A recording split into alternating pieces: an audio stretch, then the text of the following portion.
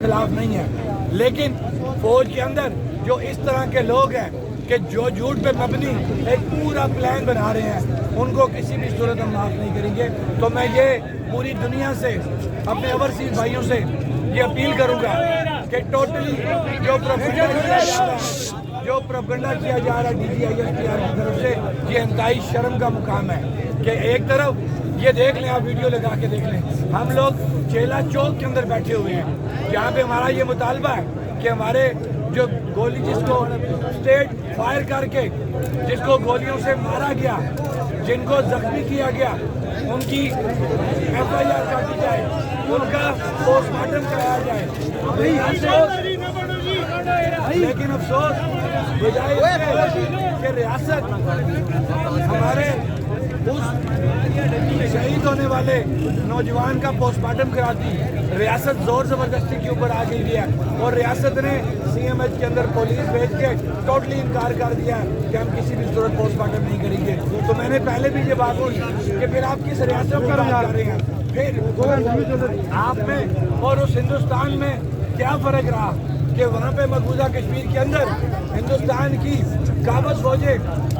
ظلم و بربریت کر رہی ہیں، اور آج ظلم نہیں ہے وہاں، اتنا ظلم وہاں پر نہیں ہے۔ اور آج یہاں پہ مسلمان ہوتے ہوئے پاکستان کی فورسز نے، ہمارے اداروں نے گنڈوں کو ساتھ رکھ کے انتظامیہ اور پولیس کی موجودگی میں ہمارے اوپر فائرنگ کرائی، اور بجائے اس کے کہ اس کے اوپر ندامت ہوتی، آپ D G I S P R صاحب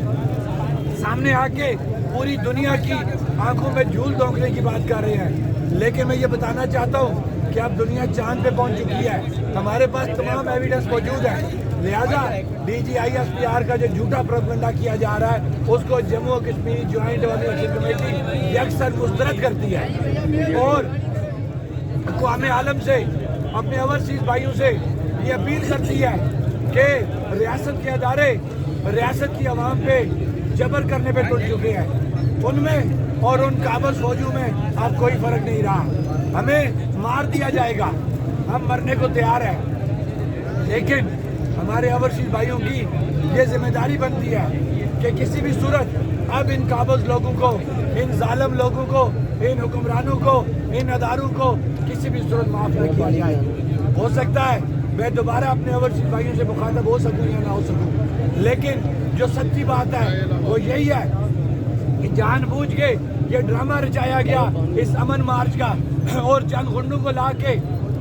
پولیس نے ساتھ رہ کے، ہمارے پاس ویڈیو موجود ہیں کہ ان کو ساتھ رکھ کے انہوں نے نہتے نوجوانوں پہ، نہتے ایکشن کمیٹی کے لوگوں پہ جو پرامن طریقے سے نیلم پل کے اوپر بیٹھ کے اپنا احتجاج کر رہے تھے اس کے اوپر ڈائریکٹ فائرنگ کی۔ ہمارا ایک بھائی شہید ہوا، ہمارے 20 لوگوں کو گولیاں لگی،